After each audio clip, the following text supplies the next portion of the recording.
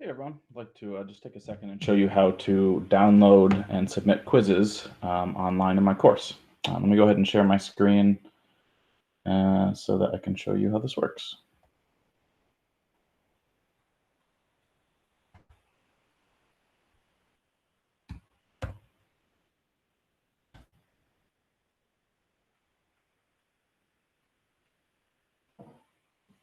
So the first thing you do is, you get the quiz from our Blackboard page. So you go to our Blackboard page, whatever your specific course is, and then there's a quizzes link on the left here. And every week I will add another quiz here. They're due Sunday night at midnight. As a quick reminder, like it says here, the whole point of the quiz is to give you feedback on your work, because most of your work is done online in the online homework system where I'm not necessarily seeing your work. So this is your opportunity to show me you know how things work with your notes, right? They're open notes. You can use anything you want, but it's important you show detailed work so that I can see you understand the material.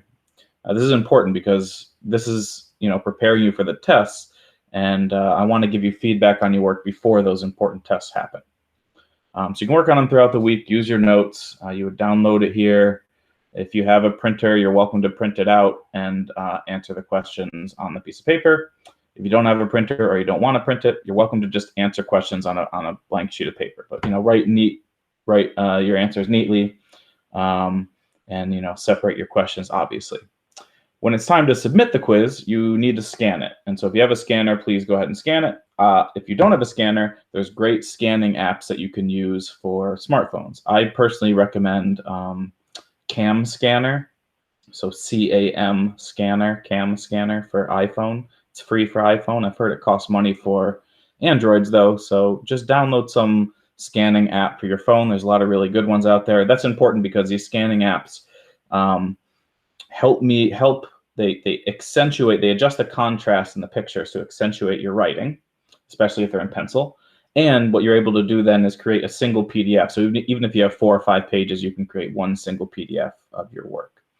And it's going to be the same process for tests, and so you do want to have some sort of way to scan your material into a single PDF. Let me know if you need help with that. Once you have a single PDF, you go to gradescope.com. So everyone should have gotten an email invitation for Gradescope. And I don't know exactly what your interface looks like, but when you log in there should be a place to submit each quiz. And when you click upload, it would look something like this. Okay, so this is my name. I'm about to upload a quiz. You select the PDF that you just scanned to upload. Let me go ahead and just upload a random quiz here. This is previous quiz. Let's see, so quiz 3. When you upload the quiz, what Gradescope is going to do is it's obviously going to look at your pages, but then what it's going to ask you is it's going to ask you to tell it where each one of the questions are. So this particular person had 2 different pages on their quiz. If you kind of zoom in on this one page, you can see that this has questions 1, 2, 3, and 4 on it, right? And the second one has questions 5, 6, and 7. And so when you want to go ahead and actually enter the quiz, this is a different quiz than the one that's actually here. So it's not going to correspond quite well. But what this is saying, it's wanting you to say, okay, where's question 1? So you click question 1 and you'd say it's on this page. Question 2 is also on this page, right? Question 3 is also on this page.